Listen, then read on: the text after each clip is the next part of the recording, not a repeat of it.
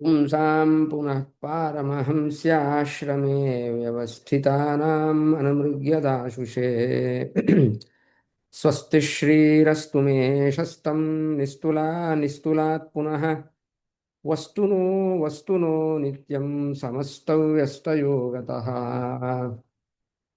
यस्य प्रचण्डतपसा श्रुतिगीतवृत्तः तुष्टो हरिः किल वशं वदतामवाप श्रीमध्वसन्मतपयोनिधिपूर्णचन्द्रः श्रीविष्णुतीर्थमुनिराड् मुदमातनोतु।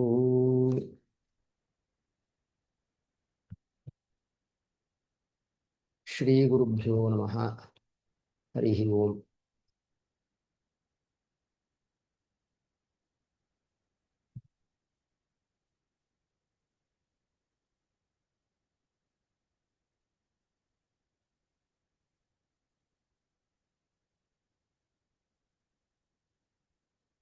ಭಾಗವತದ ಸಾರೋದ್ಧಾರದಲ್ಲಿ ಬಿಂಬೋಪಾಸಕ ಗುರುಪ್ರಾಪ್ತಿ ಎನ್ನುವ ಪ್ರಕರಣ ಆಗ್ತಾ ಇದೆ. ಅಲ್ಲಿ 211 ಅಲ್ಲ 211 ಶ್ಲೋಕಗಳು ಆಗಿತ್ತು. 211ನೇ ಅದು ಏನಾಗಿತ್ತು, ಪ್ರಾರಂಭದಲ್ಲಿ ಒಂದು 14 ಪ್ರಶ್ನೆಗಳು ಸಾಧಕನಿಗೆ ಬರುತ್ತೆ. ಆ ಪ್ರಶ್ನೆಗಳಿಗೆ ಉತ್ತರವನ್ನು ಕಂಡುಕೊಳ್ಬೇಕು ಅಂತ ಹೇಳ್ತಾ, ಮೊದಲನೇ ಪ್ರಶ್ನೆಗೆ ಉತ್ತರವನ್ನ ಹೇಳಿಬಿಟ್ರು. ಏನು? ಶ್ರದ್ಧಾಪೂರ್ವಕವಾಗಿ ಪರಮಾತ್ಮನ ಶ್ರವಣದಿಂದಲೇ ಭಕ್ತಿಯನ್ನ ಸಂಪಾದನೆ ಮಾಡಬೇಕು. ಆ ಭಕ್ತಿಯನ್ನು ಸಂಪಾದನೆ ಮಾಡಿದ ಮೇಲೆ ಅದು ಮನಃಶುದ್ಧಿಯನ್ನ ಮಾಡುತ್ತೆ. ತೀರ್ಥಯಾತ್ರೆ ಮೊದಲಾದವುಗಳಿಂದ ಅಷ್ಟು ಮನಸ್ಸಿನ ಶುದ್ಧಿ ಆಗೋದಿಲ್ಲ ಅಂತ ಮೊದಲನೇ 209ನೇ ಶ್ಲೋಕದಲ್ಲಿ ಮೊದಲನೇ ಸಂಶಯಕ್ಕೆ ಅದರಲ್ಲೇ ಪರಿಹಾರ ಕೊಟ್ಟುಬಿಟ್ರು. ಎರಡನೇ ಸಂಶಯ, ಅದು ಧನಾರ್ಜನೆ, ಹಣದ ಚಿಂತೆ, ಹಣವನ್ನು ಹೇಗೆ ಸಂಪಾದನೆ ಮಾಡಬೇಕು, ಅದು ಮನಸ್ಸಿಗೆ ನೆಮ್ಮದಿ ಇಲ್ವಲ್ಲ, ಅದು ಏನು ತೀರ್ಥಯಾತ್ರೆಗಳಿಂದಲೇ ಆಗತ್ತಾ ಅಂತ ಕೇಳಿದ್ರೆ ಇಲ್ಲ, ಅದಕ್ಕೂ ಕೂಡ ಮತ್ತೆ ಶ್ರವಣದಿಂದಲೇ ಅದಕ್ಕೆ ಪರಿಹಾರವನ್ನ ಕಂಡುಕೊಳ್ಳಬೇಕು. ಅಂದ್ರೆ ಪರಮಾತ್ಮನ ಶ್ರವಣ ಮಾಡ್ತಾ ಇದ್ರೆ ಕಾಮನ ಆ ದ್ರವ್ಯವನ್ನ ಹಣವನ್ನ ಸಂಪಾದನೆ ಮಾಡಬೇಕು ಅನ್ನುವ ಕಾಮನ ಏನಿದೆ ಅದು ದೂರ ಆಗಿಬಿಡುತ್ತೆ. ಅವಾಗ ಅಂತಃಕರಣ ಅನ್ನೋದು ಶುದ್ಧ ಆಗತ್ತೆ. ಆದ್ದರಿಂದ ಪರಮಾತ್ಮನ ಶ್ರವಣವನ್ನು ಮಾಡಬೇಕು. ವಸ್ತುತಃ ಆ 30 ಭಾಗವತ ಧರ್ಮದಲ್ಲಿ ಶೌಚ ಅಂತ ಏನು ಭಾಗವತ ಧರ್ಮ ಇದೆ, ಇದೇ ನಿಜವಾದ ಶೌಚ. ನಿಜವಾದ ಶೌಚ ಏನು? ಕ್ಲೀನಾಗೆ ಸೋಪ್ ಹಾಕೊಂಡು ಸ್ನಾನ ಮಾಡೋದು ಅದು ಬಾಹ್ಯ ಶೌಚ. ಮನಸ್ಸಿನ ಶೌಚ ಅಂತಂದ್ರೆ ಕಾಮನವನ್ನು ಬಿಡೋದು. ಹಣದ ಮೇಲೆ ನಾನು ಹೇಗಿದ್ರೆ, ಏನನ್ನು ಸಂಪಾದನೆ ಮಾಡಿದ್ರೆ ನನಗೆ ಸುಖವಾಗಿರ್ತೀನಿ ಈ ಸಂಸಾರದಲ್ಲಿ ಅಂತ ಅಂದುಕೊಂಡು ಆ ಹಣದ ಮೇಲೆ ಆಸೆ, ಅದರ ಬಗ್ಗೆ ಪ್ರಯತ್ನ, ಅದರಿಂದ ಮನಸ್ಸಿನಲ್ಲಿ ವ್ಯಾಕುಲತೆ, ಇದನ್ನೆಲ್ಲ ಬಿಟ್ರೇನೆ ಮನಸ್ಸಿನ ಶೌಚ, ಮನಸ್ಸಿನ ಅನ್ನೋದು ಕೂಡುತ್ತೆ ಅಂತ ಅದಕ್ಕೆ ಉತ್ತರವನ್ನು ಕೊಟ್ಟರು. ಇನ್ನ 3ನೇ ಪ್ರಶ್ನೆಯಿಂದ 7ನೇ ಪ್ರಶ್ನೆಯವರೆಗೆ ಯಾಕೆ ಉಪಾಸನಾ ಪ್ರಯತ್ನಕ್ಕೆ ವಿಘ್ನಗಳು ಬರುತ್ತೆ, ಮತ್ತು ನಾನು ಯಾವ ತರಹ ಉಪಾಸನೆ ಮಾಡಿದ್ರೆ ಅಪರೋಕ್ಷ ಸಾಧನ ಆಗತ್ತೆ, ಆ ಬಿಂಬಾಪರೋಕ್ಷ ಹೇಗಾಗತ್ತೆ, ಇವೇ ಮೊದಲಾದ 4 ಪ್ರಶ್ನೆಗಳಿಗೆ 5 ಪ್ರಶ್ನೆಗಳಿಗೆ ಒಂದೇ ಶ್ಲೋಕದಲ್ಲಿ ಉತ್ತರ. 211ನೇ ಶ್ಲೋಕ. ಅವಿಸ್ಮೃತಿ ಕೃಷ್ಣ ಪದಾರವಿಂದಯೋ ಕ್ಷಿಣೋತ್ಯಭದ್ರಾಣಿ ಶಮಂ ತನೋತಿ ಸತ್ವಸ್ಯ ಶುದ್ಧಿಂ ಪರಮಾಂಚ ಭಕ್ತಿಂ ಜ್ಞಾನಂಚ ವಿಜ್ಞಾನ ವಿರಾಗಯುಕ್ತಂ ಎನ್ನುವ ಒಂದೇ ಶ್ಲೋಕದಲ್ಲಿ ಒಂದೇ ಮೆಡಿಸನ್ನು. ಏನದು? ಅವಿಸ್ಮೃತಿ. ಅವಿಸ್ಮೃತಿ ಅಂತ ಒಂದೇ ಒಂದು ಔಷಧಿ.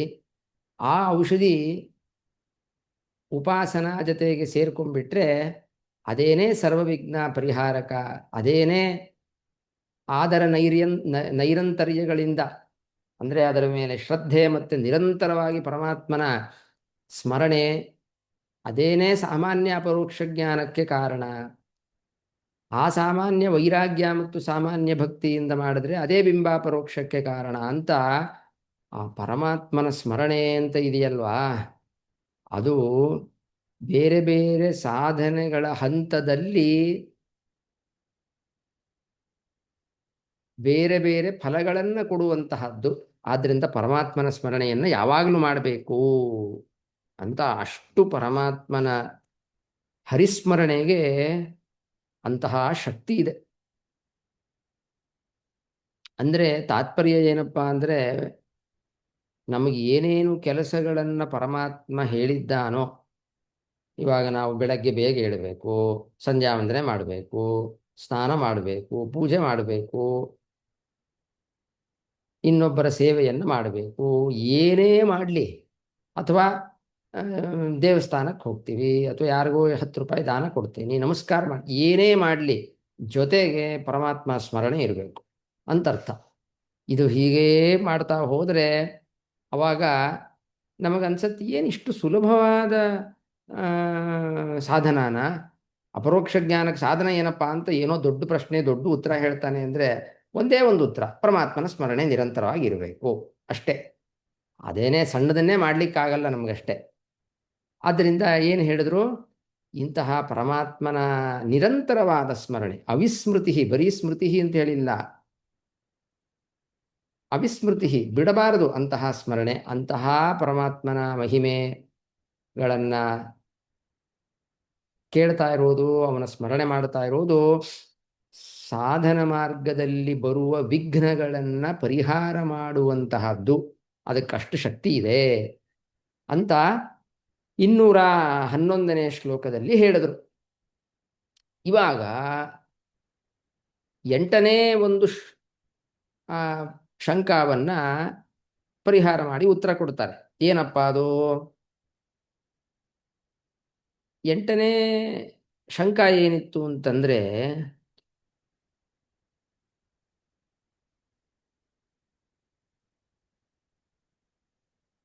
ಅಪಿಚ ಮೇ ಮನಃ ಯಥಾ ಲೌಕಿಕೆ ಅರ್ಥೆ ಮಮ ಇದಂ ಪ್ರಯೋಜನಂ ಮಯಾ ಇದಂ ಸಾಧನೀಯಂ ತಸ್ಯ ಚ ಅನ್ಯೇನ ವಿಘ್ನೇ ಕೃತೆ ತತ್ರ ಅಸ್ಮಾಭಿಃ ಇದಂ ಉತ್ತರಂ ದೇಯಂ ಅಂತ ಹಿಂದೆ ಬಂದಿತ್ತು ಮೊದಲನೇ ಶ್ಲೋಕದಲ್ಲಿ. ನಾನು ಒಂದು ಗೇಮ್ ಥಿಯರಿ ಅಂತ ಒಂದು ಎಕ್ಸಾಂಪಲ್ ಕೊಟ್ಟಿದ್ದೆ.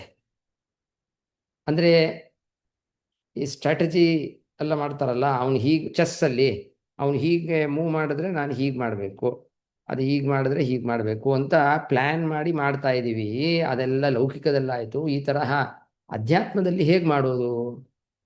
ನನಗೆ ಆಧ್ಯಾತ್ಮಿಕ ಮಾರ್ಗದಲ್ಲಿ ಸೂಕ್ಷ್ಮ ತತ್ವಗಳು, ಆ ಸ್ಟ್ರಾಟಜಿ ಮಾಡಬೇಕಾದ್ರೆ ಅವನು ಚೆಸ್ಸಲ್ಲಿ, ಅಥವಾ ಒಬ್ಬ ರಾಜ ಇನ್ನೊಬ್ಬ ರಾಜ್ಯವನ್ನು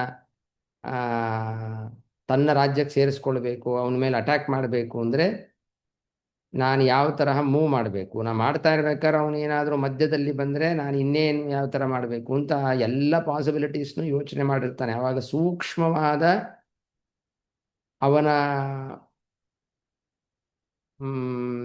ಮೂವ್ಗಳು ಏನಿದೆ ಅದನ್ನೆಲ್ಲ ತಿಳ್ಕೊಂಡಿರ್ಬೇಕು. ಹಾಗೆ ಅಧ್ಯಾತ್ಮದಲ್ಲಿ ಪರಮಾತ್ಮನ ಬಗ್ಗೆ ಸೂಕ್ಷ್ಮವಾದ ತತ್ವಗಳನ್ನು ನಾನು ಹೇಗಪ್ಪ ತಿಳ್ಕೊಂಡಿರ್ಬೇಕು?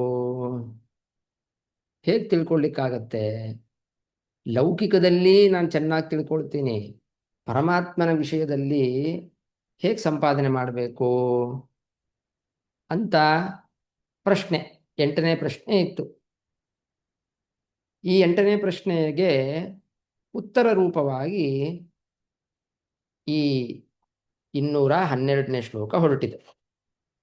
ಇದು ಏಕಾದಶ ಸ್ಕಂದದಲ್ಲಿ ಬರುವ ಶ್ಲೋಕ. ಉದ್ಧವನಿಗೆ ಕೃಷ್ಣ ಉಪದೇಶ ಮಾಡ್ತಾ ಇದ್ದಾನೆ. ಯಥಾ ಯಥಾತ್ಮ ಪರಿಮೃಜ್ಯತೆ ಸೌ ಮತ್ಪುಣ್ಯಗಾಥಾ ಶ್ರವಣಾಭಿಧಾನೈ ತಥಾ ತಥಾ ಪಶ್ಯತಿ ತತ್ವಸೂಕ್ಷ್ಮಂ ಚಕ್ಷುರ್ಯಥೈವಾಂಜನ ಸಂಪ್ರಯುಕ್ತಂ.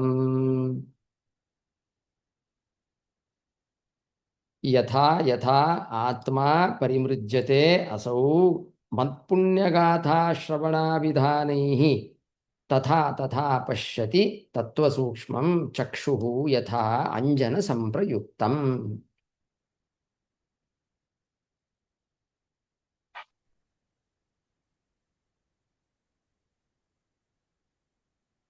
ಕೃಷ್ಣ ಉದ್ಧವನಿಗೆ ಹೇಳ್ತಾನೆ,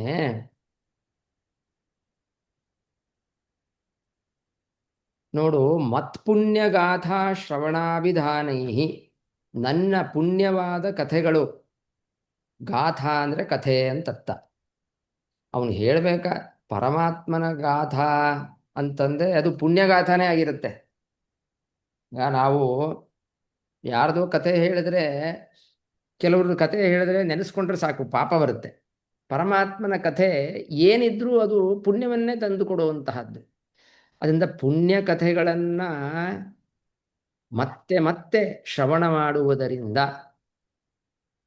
ಮತ್ತೆ ಮತ್ತೆ ಅಭಿಧಾನ ಹೇಳುವುದರಿಂದ, ಕೇಳೋದು ಮತ್ತು ಹೇಳೋದು,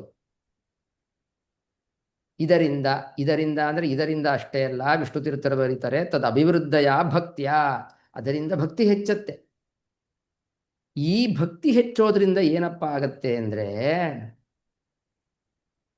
ಆ ಸೂಕ್ಷ್ಮ ತತ್ವಗಳು ಹೇಗೆ ತಿಳ್ಕೊಂಡೇನು ಅಂತ ಪ್ರಶ್ನೆ ಇತ್ತಲ್ವಾ, ಅದನ್ನು ತಿಳ್ಕೊಳ್ಬಹುದು. ಅದು ಹೇಗಪ್ಪ ತಿಳಿಯತ್ತೆ ಅಂದರೆ, ಮಧ್ಯದಲ್ಲಿ ಒಂದು ಸ್ಟೆಪ್ ಇದೆ. ಏನಪ್ಪ? ಪರಿಮೃಜ್ಯತೆ, ಯಥಾ ಯಥಾ ಪರಿಮೃಜ್ಯತೆ. ಪರಿಮಾರ್ಜನ, ಪರಿಮಾರ್ಜನ ಅಂತಂದ್ರೆ ತೊಳೆಯೋದು ಅಂತರ್ಥ.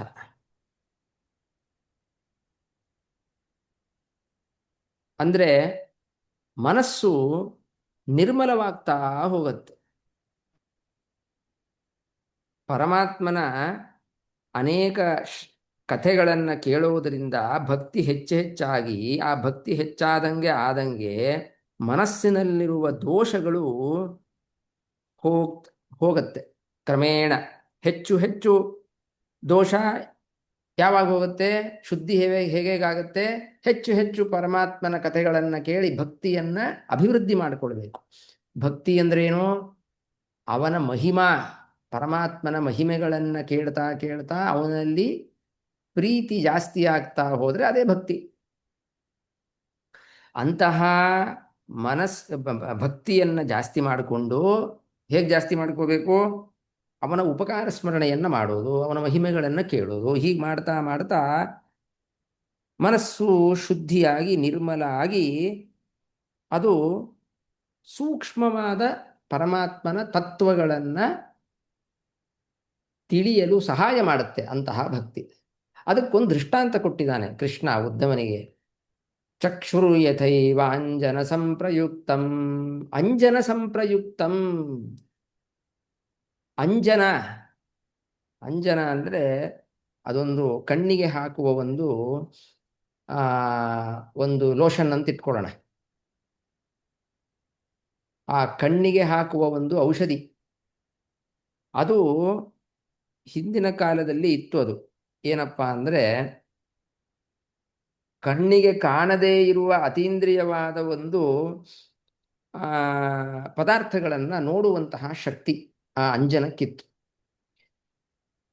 ಉಡುಪಿ ಕಡೆ ಎಲ್ಲ ಇವಾಗ ಒಂದು 50 ವರ್ಷದ ಹಿಂದೆನೋ ಇದು ಇತ್ತು ಅಂತ ಹೇಳ್ತಾರೆ. ಅಂಜನ ಹಾಕೋದು ಅಂದರೆ ಅದು ಏನೋ ಒಂದು ಪದಾರ್ಥ ಕಳುವಾಗಿಬಿಟ್ಟಿರುತ್ತೆ ಅಂತ ಇಟ್ಕೊಳ್ಳೋಣ.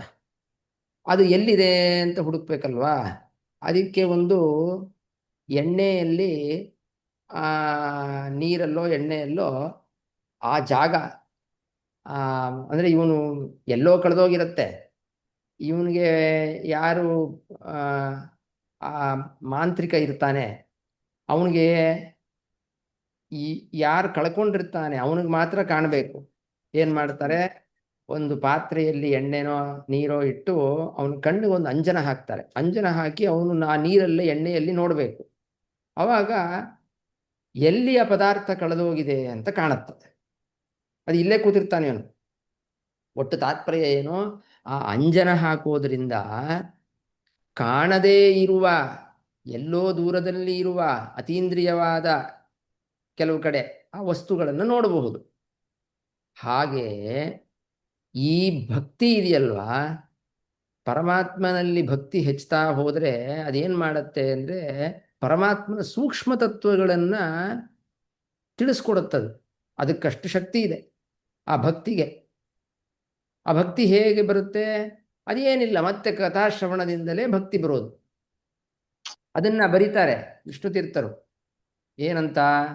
ಅಂಜನೇನ ಸಂಸ್ಕೃತಂ ಚಕ್ಷು ಯಥಾ ಅತಿಸೂಕ್ಷ್ಮ ಪದಾರ್ಥಂ ಗೃಹ್ಣಾತಿ. ಅಂಜನದಿಂದ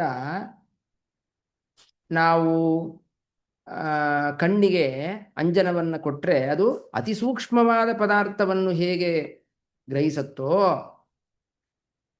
ಅದೇ ತರಹ, ಅಂದರೆ ಅದು ಸಾಮಾನ್ಯ ಲೋಕದಲ್ಲೇ ಇತ್ತು, ಪ್ರಸಿದ್ಧಿ ಇತ್ತು. ಈಗೆಲ್ಲ ನಾವು, ಅಥವಾ ಈಗಲೂ ಮಾಡ್ತಾರೇನೋ ಗೊತ್ತಿಲ್ಲ, ಬಟ್ ಕಳ್ಕೊಂಡ್ಬಿಟ್ಟಿದ್ದೀವಿ.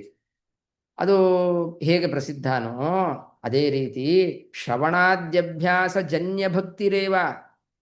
ಭಕ್ತಿ ಬೇರೆ ಬೇರೆ ಥರ ಹುಟ್ಟತ್ರಿ. ಇವಾಗ ನಾನೇನೋ ಯಜ್ಞ ಮಾಡ್ತೀನಿ, ಆ ಯಜ್ಞ ಮಾಡಿದಾಗ ಪರಮಾತ್ಮ ಪ್ರೀತನಾಗ್ತಾನೆ, ಆ ಪ್ರೀತನಾಗಿ ಭಕ್ತಿ ಕೊಟ್ಟಾನ. ಆದರೆ ಇಲ್ಲಿ ಹೇಳ್ತಾ ಇರೋ ಉಪಾಯ ಬಹಳ ಸುಲಭ, ಯಾವ ದುಡ್ಡು ಖರ್ಚೇ ಇಲ್ಲ. ಶ್ರವಣಾದಿ, ಶ್ರವಣ ಆದಿಪದದಿಂದ ಮೇಲ್ ಬಂತಲ್ವಾ, ಅಭಿಧಾನ. ಮತ್ಪುಣ್ಯ ಗಾಥಾ ಶ್ರವಣಾಭಿಧಾನೈ, ಎರಡೇ. ಅವನ ಪರಮಾತ್ಮನ ಕಥೆಗಳನ್ನು ಕೇಳೋದು, ಅದನ್ನು ಕೀರ್ತನ ಮಾಡೋದು. ಇದರಿಂದ ಪರಮಾತ್ಮನಲ್ಲಿ ಭಕ್ತಿ ಏನು ಬರುತ್ತೆ, ಆ ಭಕ್ತಿಯಿಂದ ತತ್ವ ಸೂಕ್ಷ್ಮಗಳೆಲ್ಲ ಗೊತ್ತಾಗತ್ತೆ ಅಂತ ಇಷ್ಟು ಅರ್ಥ ಶ್ಲೋಕಕ್ಕೆ. ಗೊತ್ತಾದ್ಮೇಲೆ ಏನು ಮಾಡ್ಬೋದು? ಅಲ್ಲಿ ಹೇಗೆ ರಾಜ ತನ್ನ ಶತ್ರುವಿನ ನಡೆ, ತಾನು ಈ ಕಡೆಯಿಂದ ಹೋದರೆ ಅವನು ಆ ಕಡೆಯಿಂದ ಬರಬಹುದು, ನಾನು ಆನೆಯನ್ನು ತೆಗೆದುಕೊಂಡ್ರೆ ಅವನು ರಾತ್ರಿನೇ ಬಂದುಬಿಟ್ರೆ ಅಂತ ಹೀಗೆಲ್ಲ ಯೋಚನೆ ಮಾಡಬೇಕಾದ್ರೆ ಅವನ ಆ ಶತ್ರುವಿನ ನಡತೆಯನ್ನು, ಅವನ ಹೇಗೆ ಬರ್ತಾನೆ ಅನ್ನೋ ಒಂದೊಂದು ಹೆಜ್ಜೆಯನ್ನು ಕೂಡ ಸೂಕ್ಷ್ಮವಾದದ್ದನ್ನು ತಿಳಿದು ಅದಕ್ಕೆ ಇವನು ಪ್ಲ್ಯಾನ್ ಮಾಡ್ತಾನೆ. ಹಾಗೆ ಪರಮಾತ್ಮನ ಸೂಕ್ಷ್ಮ ತತ್ವಗಳು ಅಂತ ಇದೆ. ಉದಾಹರಣೆಗೆ ನಮಗೆ ಜಾಗೃತ ಅವಸ್ಥೆಯಲ್ಲಿ, ಸ್ವಪ್ನಾವಸ್ಥೆಯಲ್ಲಿ, ಸುಷುಪ್ತಿ ಅವಸ್ಥೆಯಲ್ಲಿ ಪರಮಾತ್ಮ ಎಲ್ಲ ಕಾರ್ಯಗಳನ್ನು ಮಾಡ್ತಾನೆ. ಸ್ವಪ್ನಾವಸ್ಥೆಯಲ್ಲಿ ಸ್ವಪ್ನವನ್ನು ತೋರಿಸ್ತಾನೆ, ಸುಷುಪ್ತಿಯಲ್ಲಿ ಸುಖವನ್ನು ಕೊಡ್ತಾನೆ. ಅಲ್ಲಿ ಯಾವುದಪ್ಪ ರೂಪ, ಹೇಗೆ ಮಾಡ್ತಾನೋನು, ನನ್ನ ನಾಡಿಗಳೆಲ್ಲ ಪ್ರವೇಶ ಮಾಡಿ ಆ ಎಲ್ಲದನ್ನೂ ಉಪರತವಾಗಿ ಮಾಡಿಕೊಂಡಿರ್ತಾನೆ. ನಾಡಿಗಳಲ್ಲಿ ಪರಮಾತ್ಮನ ಕ್ರಿಯೆಗಳು ಹೇಗೆ, ಶಾಸ್ತ್ರವನ್ನು ಓದುತ್ತಾ ಇರುವಾಗ ಅನೇಕ ಸಂಶಯಗಳು ಬರುತ್ತೆ. ಎಲ್ಲ ಸಂಶಯಗಳು ನಾಶವಾಗಬೇಕು ಅಂದರೆ ಅಪರೋಕ್ಷ ಜ್ಞಾನದಲ್ಲೇ ಆಗೋದು. ಆದರೆ ಕೆಲವು ಶಾಸ್ತ್ರಗಳಲ್ಲೇ ಹೇಳಿರುವ ಉತ್ತರಗಳಿರುತ್ತೆ, ಅದನ್ನು ಓದ್ಕೊಂಡು ಹೋಗಿರ್ತೀವಿ, ಆದರೆ ಅದು ಅನುಭವಕ್ಕೆ ಬಂದಿರೋದಿಲ್ಲ. ಓ, ಇಲ್ಲಿದೆ ಈ ಉತ್ತರ ಅಂತ ಗೊತ್ತಿರೋದಿಲ್ಲ. ಅದೆಲ್ಲ ಗೊತ್ತಾಗ್ತಾ ಹೋಗುತ್ತೆ, ಆ ಸೂಕ್ಷ್ಮ ತತ್ವಗಳೆಲ್ಲ ಗೊತ್ತಾಗ್ತಾ ಹೋಗುತ್ತೆ. ಆವಾಗ ಅಧ್ಯಾತ್ಮ ತತ್ವದಲ್ಲಿ ಹೇಗೆ ಹೊರಗಡೆ ಲೌಕಿಕ ವಿಷಯದಲ್ಲಿ ನಾವು ಪ್ಲ್ಯಾನ್ ಮಾಡ್ತೀವಿ, ಆ ತರಹ ಇಲ್ಲೂ ಕೂಡ ಸೂಕ್ಷ್ಮ ತತ್ವಗಳ ಆವಿಷ್ಕಾರದಿಂದ ಸಾಧನೆ ಮಾರ್ಗದಲ್ಲಿ ನಾನು ಹೇಗೆ ಮುಂದುವರಿಬಹುದು ಅಂತ ವಿಚಾರ ಮಾಡ್ತಾನೆ. ಇಲ್ಲಿ ಒಂದು ಸಂಶಯ ಬರುತ್ತೆ. ಅದನ್ನು ವಿಷ್ಣು ತೀರ್ಥರು ಆ ಸಂಶಯವನ್ನು ತೆಗೆದುಕೊಂಡು ಉತ್ತರ ಕೊಡ್ತಾರೆ. ಅಲ್ರಿ, ತತ್ವಗಳನ್ನ ತತ್ವಗಳು ಗೊತ್ತಾಗುವುದು ಗುರುವಿನ ಒಂದು ಉಪದೇಶದಿಂದ ಅಲ್ವಾ?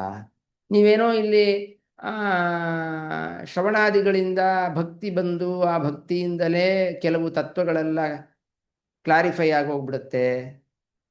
ನನಗೇನೋ ಡೌಟ್ ಇತ್ತಪ್ಪ, ನಾನೇನು ಮಾಡಬೇಕು? ವಸ್ತುತಃ ಗುರುಗಳ ಸೇವೆ ಮಾಡಿ ಆ ಗುರುಗಳು ಪ್ರಸನ್ನರಾಗಿ ಅವರು ಉಪದೇಶ ಮಾಡ್ತಾರೋ ಅಥವಾ ಪ್ರಸನ್ನರಾಗ್ತಾರೋ, ಒಟ್ಟು ಅವ್ರು ಪ್ರಸನ್ನರಾಗಿಬಿಟ್ರೆ ಸಾಕು, ನಿನಗೆಲ್ಲ ಸಂಶಯಗಳ ಪರಿಹಾರ ಆಗಲಿ ಅಂತ ಆಶೀರ್ವಾದ ಮಾಡಿಬಿಟ್ರೆ ಸಾಕು, ಸಂಶಯಗಳೆಲ್ಲ ಪರಿಹಾರ ಆಗುತ್ತೆ. ಹೀಗೆ ಗುರುಗಳಿಂದ ಸಂಶಯಗಳ ಪರಿಹಾರ ಮಾಡ್ಕೊಳ್ಬೇಕು.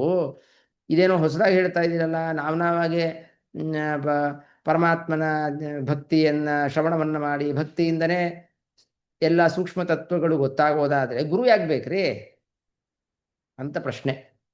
ಅದಕ್ಕೆ ವಿಷ್ಣು ತೀರ್ಥರು ಹೇಳ್ತಾರೆ, ನೋಡ್ರಿ, ಅತ್ರ ಅಧ್ಯಾತ್ಮ ವಿಷಯ ಜ್ಞಾತವ್ಯಾ ವಿಶೇಷಾ ದ್ವಿವಿಧಾ. ಈ ಅಧ್ಯಾತ್ಮ ಪ್ರಪಂಚದಲ್ಲಿ ಎರಡು ತರಹ ವಿಷಯಗಳಿರುತ್ತೆ ರೀ. ಶಿಷ್ಯಸ್ಯ ಬುದ್ಧ್ಯಾ ಏವ ಪ್ರತಿಭಾಬಲೇನ ಮನಃಶುದ್ಧಿ ಸಚಿವೇನ ಉತ್ಪ್ರೇಕ್ಷ ಜ್ಞಾತುಂ ಶಕ್ಯಾ ಅಶಕ್ಯಾಶ್ಚ ಇತಿ. ನೋಡಿ, ಎರಡು ತರಹ ಇದೆಯಂತೆ ತತ್ವಗಳು. ಶಿಷ್ಯನ ಬುದ್ಧಿಯಿಂದಲೇ, ಪ್ರತಿಭಾಬಲೇನ, ಅವನಿಗೆ ಪರಮಾತ್ಮ ಒಂದು ಬುದ್ಧಿಯನ್ನು ಕೊಟ್ಟಿದ್ದಾನೆ, ಆ ಬುದ್ಧಿಯಿಂದ ಪ್ರತಿಭೆಯಿಂದಾನೇ ಕೆಲವು ಪ್ರಶ್ನೆಗಳಿಗೆ ಉತ್ತರವನ್ನ ಕಂಡುಕೊಳ್ಳುವ ಒಂದು ಶಕ್ತಿ ಇದೆ. ಅದು ಯಾವಾಗ? ಮನಸ್ಸು ಶುದ್ಧಿ ಆದರೆ. ಮನಃಶುದ್ಧಿ ಸಚಿವೇನ, ಮನಸ್ಸು ಅಂದರೆ ಶಕ್ತಿ ಇದೆ ಇವನಿಗೆ, ಆದರೆ ಮನಸ್ಸು ಶುದ್ಧಿ ಇಲ್ಲ, ಪ್ರತಿಬಂಧಕ. ಈಗ ಲೈಟ್ ಇದೆ, ಆ ಲೈಟ್ಗೆ ಎಲ್ಲ ಕಡೆ ಬೆಳಕು ಕೊಡಲು ಸಾಮರ್ಥ್ಯ ಇದೆ, ಆದರೆ ಆ ಲೈಟ್ ಮೇಲೆ ಏನೋ ಕವರ್ ಮಾಡಿಬಿಟ್ರೆ, ಅಥವಾ ಆ ರೂಮ್ ಒಂದು ಕಟ್ಟಡ ಕಟ್ಟಿ ಬಾಗಿಲು ಹಾಕಿಬಿಟ್ರೆ ಹೊರಗಡೆ ದೀಪನೇ ಬರುವುದಿಲ್ಲ, ಪ್ರಕಾಶನೇ ಬರೋಲ್ಲ, ಅದು ಪ್ರತಿಬಂಧಕ. ಹಾಗೆ ಇವನಲ್ಲಿ, ಜೀವನಲ್ಲಿ ಪರಮಾತ್ಮ ಒಂದು ಪ್ರತಿಭೆಯನ್ನು ಕೊಟ್ಟು ಆ ಪ್ರಶ್ನೆಗಳಿಗೆ ಉತ್ತರವನ್ನು ತಾನೇ ಸ್ವತಃ ಕಂಡುಕೊಳ್ಳುವ ಒಂದು ಶಕ್ತಿಯನ್ನು ಕೊಟ್ಟಿದ್ದಾನೆ. ಯಾವಾಗ? ಮನಃಶುದ್ಧಿ ಇರಬೇಕು. ಕೆಲವು ಅಂತಹ ಪ್ರತಿಭೆ ಇರೋದೇ ಇಲ್ಲ, ಆ ಮನಃಶುದ್ಧಿ ಸಾಚಿವ್ಯ ಮನಃಶುದ್ಧಿ ಇದ್ರೂ ಪ್ರತಿಭೆ ಇರೋದಿಲ್ಲ, ತಾನೇ ಕಂಡುಕೊಳ್ಳುವ ಶಕ್ತಿ ಇರೋದಿಲ್ಲ ಕೆಲವು ಪ್ರಶ್ನೆಗಳಿಗೆ ಉತ್ತರ ರೂಪವಾಗಿ. ಇಲ್ಲಿ ಹೇಳ್ತಾ ಇರೋದು ಮೊದಲನೇ ಪಕ್ಷ, ಅಂದರೆ ಎರಡು ಹೇಳಿದ್ರಲ್ವಾ, ವಿಶೇಷ ದ್ವಿವಿಧ ಅಂತ.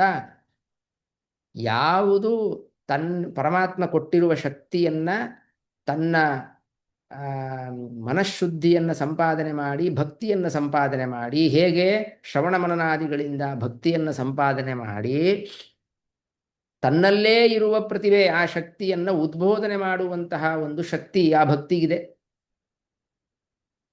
ಅದನ್ನು ಮಾತ್ರ ಇಲ್ಲಿ ಹೇಳಿರೋದು.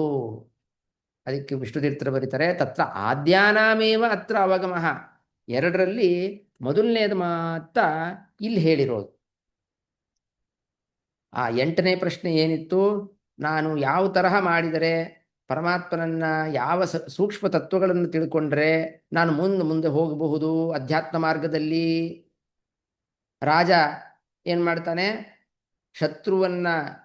ಅವನು ಶತ್ರು ರಾಜ್ಯವನ್ನ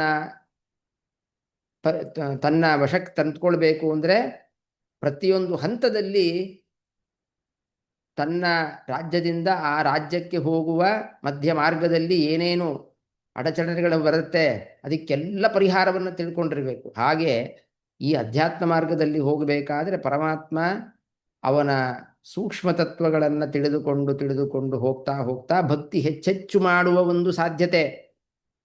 ಏಕೆಂದರೆ ಅಪರೋಕ್ಷ ಜ್ಞಾನ ಅಂತಂದರೆ, ಆ ಅಪರೋಕ್ಷ ಜ್ಞಾನಕ್ಕೆ ಒಂದು 100 ಮೆಟ್ಲಿದೆ ಅಂತ ಇಟ್ಕೊಳ್ಳೋಣ.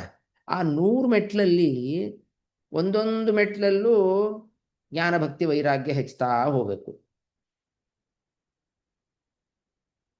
ಜ್ಞಾನ ಭಕ್ತಿ ವೈರಾಗ್ಯ ಹೆಚ್ಚುತ್ತಾ ಹೋಗಬೇಕು ಅಂದರೆ ಪರಮಾತ್ಮನ ಬಗ್ಗೆ ಅವನ ಮಹಿಮೆಗಳನ್ನು ತಿಳ್ಕೊಂಡ್ರೆ ಭಕ್ತಿ ಹೆಚ್ಚಾಗತ್ತೆ. ಆ ಭಕ್ತಿಯಿಂದ ಅಲ್ಲಿ ಪ್ರೀತಿ ಜಾಸ್ತಿ ಆಯಿತು ಅಂದರೆ ಬೇರೆ ಕಡೆ ವೈರಾಗ್ಯ ಬರುತ್ತೆ ಅಲ್ವಾ? ಆ ಒಂದೊಂದು ಮೆಟ್ಲಲ್ಲೂ ಜ್ಞಾನವನ್ನು ಹೆಚ್ಚು ಮಾಡಿಕೊಳ್ಬೇಕು, ಅದರಿಂದ ಭಕ್ತಿ ಹೆಚ್ಚು ಮಾಡಿಕೊಳ್ಬೇಕು, ಅದರಿಂದ ವೈರಾಗ್ಯ ಹೆಚ್ಚು ಮಾಡಿಕೊಳ್ಬೇಕು. ಆ ಭಕ್ತಿ ಹೇಗೆ ಹೆಚ್ಚಾಗತ್ತೆ? ಜ್ಞಾನದಿಂದ. ಆ ಜ್ಞಾನ ಹೇಗೆ ಸಿಗುತ್ತೆ? ಒಂದು ಗುರುಗಳಿಂದ, ಇನ್ನೊಂದು ತಾನೇ ತನ್ನ ಪ್ರತಿಭೆಯಿಂದ ಜ್ಞಾನವನ್ನು ಹೆಚ್ಚು ಮಾಡಿಕೊಳ್ಳುವ ಸಾಧ್ಯತೆ ಉಂಟು. ಆ ಶಕ್ತಿ ಕೊಟ್ಟಿದ್ದಾನೆ ದೇವರು. ಅದನ್ನು ಹೇಗೆ ಆ ಶಕ್ತಿಯನ್ನು ಬಳಸ್ಕೊಳ್ಬೇಕು? ಶ್ರವಣಾದಿಗಳಿಂದ ಪರಮಾತ್ಮನ ಮಹಿಮೆಯನ್ನು ಶ್ರವಣ ಮಾಡಿದರೆ ಆ ಭಕ್ತಿಯಿಂದ ತಾನಾಗೇ ಕೆಲವು ತತ್ವಗಳು ಗೊತ್ತಾಗತ್ತೆ. ಆ ತತ್ವಗಳಿಂದ ಪರಮಾತ್ಮನಲ್ಲಿ ಹೆಚ್ಚು ಭಕ್ತಿ ಬರುತ್ತೆ, ಮುಂದಿನ ಮೆಟ್ಲಿಗೆ ಹೋಗ್ಬೋದು. ಮತ್ತೆ ಗುರುಪದೇಶದಿಂದ ಸಿಗೋದು ಅದು ಎರಡನೇದು. ದ್ವಿತೀಯಾನಾಂತು ಗುರುಪದೇಶೇನ ಏವ. ಯಾವುದು ಪ್ರತಿಭೆಯಿಂದ, ಸ್ವಂತ ಪ್ರತಿಭೆಯಿಂದ ತಿಳ್ಕೊಳ್ಳಿಕ್ಕಾಗಲ್ವೋ ಅಂಥದ್ದು ಗುರುಗಳ ಉಪದೇಶದಿಂದಲೇ. ಅದು ಮುಂದೆ ಅಧ್ಯಾತ್ಮ ಪ್ರಕರಣ ಅಂತ ಬರುತ್ತೆ. ಮುಂದಿನ ಪ್ರಕರಣ ಅಧ್ಯಾತ್ಮ ಪ್ರಕರಣ ಅಂತ. ಅಲ್ಲಿ ಆ ಗುರುಪದೇಶದಿಂದ ಹೇಗೆ ಈ ಇದನ್ನೆಲ್ಲ ಏನೋ ಎರಡನೇ ತರಹದ ಶಂಕಾಗಳಿದೆ, ಅದನ್ನೆಲ್ಲ, ಆ ಡೌಟ್ಸ್ ಎಲ್ಲ ಗುರುಪದೇಶದಿಂದಲೇ ಆ ಡೌಟ್ಸ್ನೆಲ್ಲ ಕ್ಲಾರಿಫೈ ಮಾಡಿಕೊಳ್ಳಿಕ್ಕೆ ಸಾಧ್ಯ. ಅಂಥದ್ದು ಅಧ್ಯಾತ್ಮ ಪ್ರಕರಣದಲ್ಲಿ ಮುಂದೆ ಬರುತ್ತೆ ಅಂತ ಈ ಶ್ಲೋಕದಲ್ಲಿ ಆ 8ನೇ ಒಂದು ಪರಿಹಾರ, ಶಂಕೆಯ ಪರಿಹಾರವನ್ನು ಹೇಳಿದರು. ಇನ್ನು ಮುಂದಿನ ಶ್ಲೋಕದಲ್ಲಿ ತ್ರಿಭುವನ ವಿಭವ ಹೇತುಭಿರ್ವಿಕುಂಠ ಸ್ಮೃತಿರಜೇಶ ಸುರಾದಿಭಿರ್ವಿಮೃಗ್ಯಾತ್ ನ ಚಲತಿ ಭಗವತ್ಪದಾರವಿಂದಾದ್ ಲವ ನಿಮಿಷಾರ್ಧಮಪಿ ಸ್ಮ ವೈಷ್ಣವಾಗ್ರ್ಯಃ.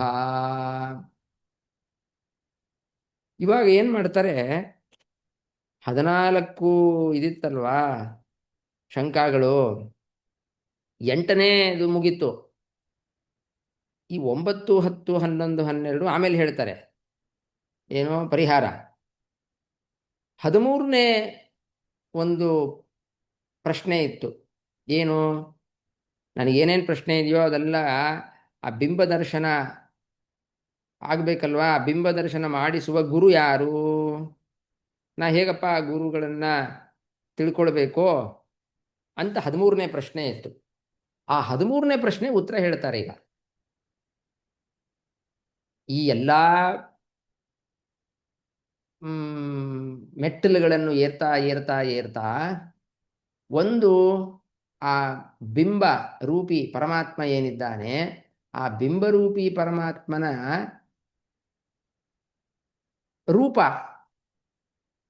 ಅದು ಹೇಗಿರುತ್ತೆ, ಅದನ್ನು ಹೇಗೆ ಉಪಾಸನೆ ಮಾಡಬೇಕು ಅಂತ ಒಬ್ಬರು ನಿಯತ ಗುರುಗಳು ಅಂತ ಬರ್ತಾರಲ್ವಾ, ಆ ನಿಯತ ಗುರುಗಳು ಯಾರು ಅಂತ ಪ್ರಶ್ನೆ. ಇವಾಗ ಈ ಪ್ರಶ್ನೆಗೆ ಹೆಂಗೆ ಉತ್ತರ ಕೊಡಬೇಕು? ನೋಡಪ್ಪ, ಇವರು ನಿಯತ ಗುರುಗಳು ನಿನಗೆ ಅಂತ ಸ್ಪೆಸಿಫಿಕ್ ಆಗಿ ಹೇಳೋದಿಲ್ಲ ಉತ್ತರ. ನೋಡು, ಇಂತಹ ಲಕ್ಷಣಗಳಿರುತ್ತೆ ಆ ನಿಯತ ಗುರುಗಳಿಗೆ.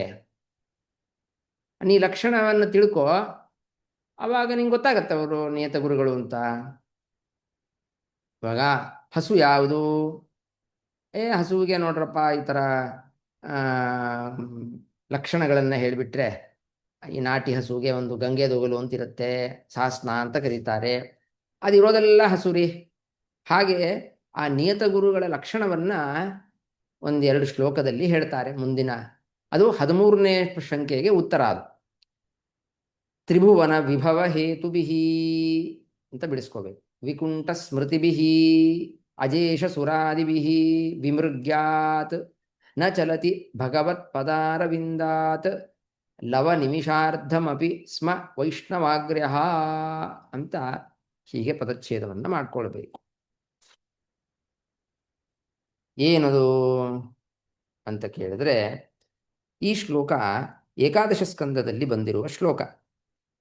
ಏಕಾದಶ ಸ್ಕಂದದಲ್ಲಿ ಜಾಯಂತೆಯ ಉಪಾಖ್ಯಾನ ಅಂತ ಮೊದಲೇ ಬರುತ್ತೆ ಭಾಗವತದಲ್ಲಿ. ಈ ಜಯಂತಿ ಭರತನ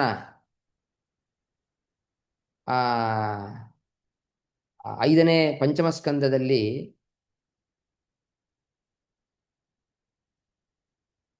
ಕವಿಹರಿ ಅಂತರಿಕ್ಷ ಪ್ರಬುದ್ಧ ಪಿಪ್ಪಲಾಯನ ಧ್ರುವೀಣ ಆವಿರ್ಹೋತ್ರ ಚಮಸ ಕರಭಾಜನ ಅಂತ 9 ಜನ ಮಕ್ಕಳು.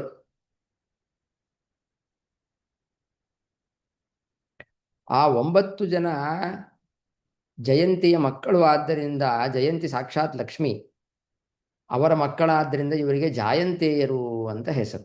ಆ ಜಾಯಂತೇಯ ಉಪಾಖ್ಯಾನ ಅನ್ನೋದು ಏಕಾದಶ ಸ್ಕಂದದಲ್ಲಿ ಬರುತ್ತೆ.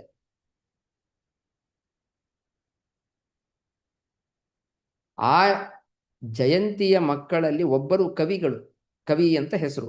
ಅವರು ನಿಮಿರಾಜನಿಗೆ ಉಪದೇಶ, ಒಬ್ರೊಬ್ರು ಒಂದೊಂದು ಉಪದೇಶ ಮಾಡ್ತಾರೆ ಆ ಏಕಾದಶ ಸ್ಕಂದದಲ್ಲಿ. ಅಲ್ಲಿ ನಿಮಿರಾಜನಿಗೆ ಉಪದೇಶ ಮಾಡಿದ್ದನ್ನ ನಾರದರು ವಸುದೇವನಿಗೆ ಹೇಳ್ತಾರೆ. ಕತೆ ಅಲ್ಲಿ ಬರೋದು ಏಕಾದಶ ಸ್ಕಂದದಲ್ಲಿ. ಅದರಲ್ಲಿ ಒಂದು ಶ್ಲೋಕ ಇದು, ತ್ರಿಭುವನ ವಿಭವ ಹೇತುಬಿಹಿ.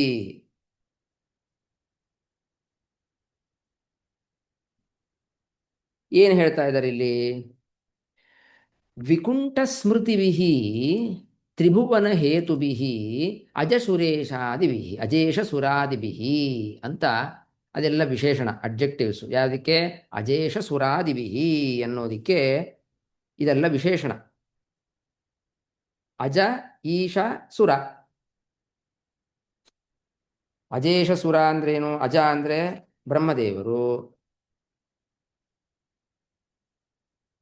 ಈಶ ಮತ್ತು ಸುರ. ಈಶ ಅಂದ್ರೆ ರುದ್ರದೇವರು, ಸುರ ಅಂದ್ರೆ ದೇವತೆಗಳು. ಈ ಅಜೇಷ ಸುರಾದಿಗಳಿಂದ ಅವ್ರು ಎಂತಹವರಪ್ಪ? ಅವರು ತ್ರಿಭುವನ ವಿಭವ ಹೇತುಬಿಹಿ, ಮೂರು ಲೋಕಕ್ಕೆ ಸುಖವನ್ನ ಸಂಪತ್ತನ್ನ ಕೊಡುವಂತಹ ದೇವತೆಗಳು. ಅಂದ್ರೆ ಎಷ್ಟು ಪವರ್ಫುಲ್! ಅಂತಹ ಈ ದೇವತೆಗಳಿಂದ ಮತ್ತೆ ಏನಪ್ಪ ಅವರು? ವಿಕುಂಠ ಸ್ಮೃತಿಬಿಹಿ, ಅವರು ಪರಮಾತ್ಮನ ಸ್ಮರಣೆಯನ್ನ ಹೇಗೆ ಮಾಡ್ತಾರಪ್ಪ ಅಂದ್ರೆ ವಿಕುಂಠ. ವಿಕುಂಠ ಅಂದ್ರೆ ವಿಷ್ಣುತೀರ್ಥರು ಬರೀತಾರೆ ಅಕುಂಠಿತ, ಕುಂಠತೆ ಇಲ್ಲ. ಅಂದ್ರೆ ಆ ಹಿಂದೆ ಬಂತಲ್ಲ ನೈರಂತರ್ಯ ಆದರ ಅಂತ, ಅಂತಹ ಒಂದು ಸ್ಮೃತಿ. ಅವಿಸ್ಮೃತಿ ಅಂತ ಬಂತಲ್ವಾ, ಅವಿಸ್ಮೃತಿ ಇನ್ನೊಂದು ಪದಾನೇ ವಿಕುಂಠ ಸ್ಮೃತಿ, ಅಷ್ಟೇ, ಏನೂ ವ್ಯತ್ಯಾಸ ಇಲ್ಲ. ಅಂತಹ ಭಗವದ್ ವಿಷಯಕವಾದಂತಹ ಅವರ ಸ್ಮರಣೆ, ಅಂತಹ ಸ್ಮರಣೆ ಉಳ್ಳವರು ಈ ಬ್ರಹ್ಮರುದ್ರಾದಿ ದೇವತೆಗಳು. ಸರಿ, ಅವರೇನು? ಅವ್ರ ವಿಷಯ ಯಾಕೆ ಬಂತೀಗ? ಅವ್ರ ವಿಷಯ ಯಾತಿಗೆ ಬಂತು ಅಂದರೆ, ಅಂತಹ ಘಟಾನ್ಘಟಿಗಳು ದೊಡ್ಡ ದೊಡ್ಡವರವರಲ್ಲ ಸ್ವರೂಪದಲ್ಲಿ. ಅಂತಹವರಿಂದ ಅವಿರತವಾಗಿ ಧ್ಯಾನ ಮಾಡುತ್ತಿರುವ ಅವ್ರು ಏನು ಧ್ಯಾನ ಮಾಡ್ತಾ ಇದ್ದಾರೆ? ಭಗವತ್ ಪದಾರವಿಂದ, ಪರಮಾತ್ಮನ ಪಾದಕಮಲಗಳನ್ನು ಧ್ಯಾನ ಮಾಡ್ತಾ ಇದ್ದಾರೆ.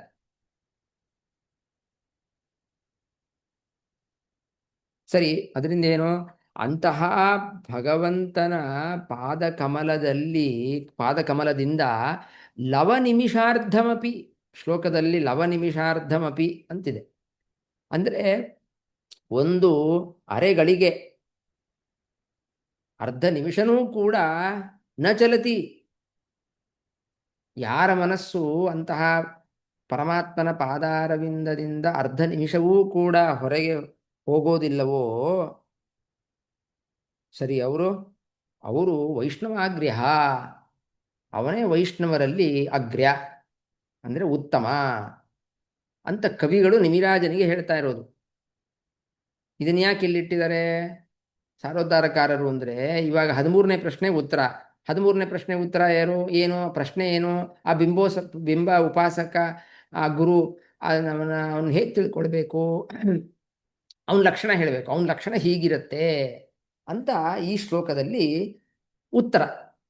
ಅದರಿಂದ ಆ ಲಕ್ಷಣ ಏನು ಹೇಳಬೇಕು ಅಂದರೆ, ಯಾರು ಪರಮಾತ್ಮನನ್ನ ನಿರಂತರವಾಗಿ ಸ್ಮರಣೆ ಮಾಡ್ತಾ ಇರ್ತಾರೋ, ಪರಮಾತ್ಮನನ್ನ ಬಿಟ್ಟು ಬೇರೆ ಕಡೆ ಅರ್ಧ ನಿಮಿಷನೂ ಕೂಡ ಅವರು ತಮ್ಮ ಮನಸ್ಸನ್ನು ಇಟ್ಟಿರೋದಿಲ್ವೋ, ಅವರು ಬಿಂಬೋಪಾಸಕ ನಿಯತ ಗುರುಗಳ ಲಕ್ಷಣ ಹೀಗಿರುತ್ತೆ ಅಂತ ಆ ಬಿಂಬದ ಒಂದು ಉಪದೇಶವನ್ನ ನಿನಗೆ ಮಾಡಿಯಾರು ಅಂತ ಅವರ ಲಕ್ಷಣವನ್ನ ಹೇಳ್ತಾ ಇದ್ದಾರೆ. ಅಂದರೆ ಒಟ್ಟು ತಾತ್ಪರ್ಯ ಏನು ಅಂತಂದ್ರೆ, ಆ ಗುರುಗಳು ಅಂತ ಇರ್ತಾರಲ್ಲ, ಬಿಂಬೋಪಾಸಕ ಗುರುಗಳು, ಅವರನ್ನು ಕಂಡುಹಿಡಿಯೋದು ಬಹಳ ಸುಲಭ ಅಂತ. ಏನು ಸುಲಭ? ಅವರು ಯಾವಾಗಲೂ ಪರಮಾತ್ಮನನ್ನೇ ಧ್ಯಾನ ಮಾಡ್ತಾ ಇರ್ತಾರೆ. ಅಂದರೆ ಏನನ್ಸುತ್ತೆ ನಮಗೆ, ಓ ಒಂದು ಕಡೆ ಕೂತ್ಕೊಂಡು ಯಾವಾಗಲೂ ಧ್ಯಾನ ಮಾಡ್ತಾ ಇರ್ತಾರೆ, ಹಂಗಲ್ಲ. ಅವ್ರು ಏನು ಮಾಡಿದ್ರು ಅದರಲ್ಲಿ ಪರಮಾತ್ಮನನ್ನು ಸ್ಮರಣೆ ಮಾಡ್ಕೋತಾ ಇರ್ತಾರೆ ಅಂತ ಅರ್ಥ. ಈಗ ನಾನು ಕೆಲವರನ್ನ ನೋಡಿದ್ದೇನೆ. ಕೆಲವು ಹಳಬರು ಆಚಾರ್ಯರು ಮನೆಗಳಲ್ಲಿ ಹೋದಾಗ ಅವರು ಅಡುಗೆ ಮಾಡ್ತಾ ಇರ್ತಾರೆ. ಅವ್ರ ಪತ್ನಿಯವರು ಬಾಯಲ್ಲಿ ಏನೋ ಹೇಳ್ಕೊತಾ ಇರ್ತಾರೆ, ಪರಮಾತ್ಮನನ್ನ ಸ್ಮರಣೆ ಮಾಡ್ತಾನೇ ಇರ್ತಾರೆ. ಆಚಾರ್ಯಗಳು ಅಷ್ಟೇ, ಹಿರಿಯರು. ಅವರು ಸ್ನಾನ ಆಯಿತು ಅಂತಂದರೆ ಸ್ನಾನ ಮಾಡ್ದಾಗಿನಿಂದ ಒಂದು ಪರಮಾತ್ಮನನ್ನ ಅವನ ಸ್ಮರಣೆ ಬಿಟ್ಟಿಲ್ಲದೆ ಇರೋದೇ ಇಲ್ಲ. ಬರೀ ಪೂಜೆ ಮಾಡಬೇಕು, ಪೂಜೆ ಮಾಡಬೇಕಾರೆ ಅಂತಲ್ಲ, ಅವರು ಏನೇ ಮಾಡ್ತಾ ಇದ್ರು ಅಲ್ಲಿ ಪರಮಾತ್ಮನ ಸ್ಮರಣೆ ಮಾಡ್ತಾ ಇರ್ತಾರೆ. ಹಾಗೆ ಪರಮಾತ್ಮನ ಸ್ಮರಣೆಯನ್ನು ಬಿಟ್ಟಿರೋದೇ ಇಲ್ಲ ಅಂದರೆ 24 ಗಂಟೆ ಮೂಗಿಡ್ಕೊಂಡು ಕೂತಿರ್ತಾರೆ ಅಂತ ಅರ್ಥ ಅಲ್ಲ. ಅವ್ರು ಏನೇ ಮಾಡಿದ್ರು ಅದನ್ನೇ ವಿಷ್ಣು ತೀರ್ಥರು ಒಂದು ಕಡೆ ಅವರ ಸ್ತೋತ್ರದಲ್ಲಿ ಹೇಳ್ತಾರೆ, ಪರಮಾತ್ಮ ನಿನ್ನ ಸ್ಮರಣೆಯನ್ನ ಮಾಡೋದು ಕಷ್ಟ ಇದೆ, ಅದಕ್ಕೊಂದು ಕೆಲಸ ಮಾಡು, ನಾ ಏನೇನೋ ಮಾಡ್ತಾ ಇರ್ತೀನಲ್ಲ, ಅಲ್ಲೆಲ್ಲ ಬಂದು ನೀ ಇದ್ಬಿಡು ಅಂತ ಪ್ರಾರ್ಥನೆ ಮಾಡ್ತಾರೆ. ಹಾಗೆ ಆ ವೈಷ್ಣವಾಗ್ರ್ಯರು ಹೇಗಿರ್ತಾರೆ, ಅವ್ರು ಏನೇ ಮಾಡ್ತಾ ಇದ್ರು ಕೆಲಸ ಪರಮಾತ್ಮನ ಪ್ರೀತಿ ಉದ್ದೇಶವಾಗಿ ಅಥವಾ ಅವನ ಸ್ಮರಣೆ ಮಾಡ್ತಾ ಇರ್ತಾರೆ ಅಂತ ಅವರ ಒಂದು ಲಕ್ಷಣ. ಇದು ಮೊದಲನೇ ಶ್ಲೋಕದಲ್ಲಿ. ಇನ್ನೂ ಒಂದು ಶ್ಲೋಕದಿಂದ ಅವರ ಲಕ್ಷಣವನ್ನು ಹೇಳ್ತಾರೆ. ವಿಸೃಜತಿ ಹೃದಯಂ ನ ಯಸ್ಯ ಸಾಕ್ಷಾತ್ ಹರಿರವಶಾಭಿಹಿತೋಪಿ ಅಘೌಗನಾಶಃ ಪ್ರಣಯರಶನಯಾ ಧೃತಾಂಘ್ರಿಪದ್ಮಃ ಸಭವತಿ ಭಾಗವತ ಪ್ರಧಾನ ಉಕ್ತಃ ಅಂತ. ಇದು ಕೂಡ ಆ ಕವಿ ಏನು ನಿಮಿರಾಜನಿಗೆ ಹೇಳ್ತಾ ಇದ್ದಾರೆ, ಅದೇನೇ ಒಂದು ಶ್ಲೋಕ ಬಿಟ್ಟು ಬರುವ ಶ್ಲೋಕ ಇದು. ಪದಚ್ಛೇದ ಹೇಗೆ, ವಿಸೃಜತಿ ಹೃದಯಂ ನ ಯಸ್ಯ ಸಾಕ್ಷಾತ್ ಹರಿಃ ಅವಶಾಭಿಹಿತಃ ಅಪಿ ಅಘೌಗನಾಶಃ ಪ್ರಣಯರಶನಯ ಧೃತಾಂಗ್ರಿ ಪದ್ಮಃ. ಧೃತಾಂಗ್ರಿ ಪದ್ಮಃ ಸ್ವಲ್ಪ ಮಿಸ್ಟೇಕ್ ಆಗಿದೆ. ಧೃತಾಂಗ್ರಿ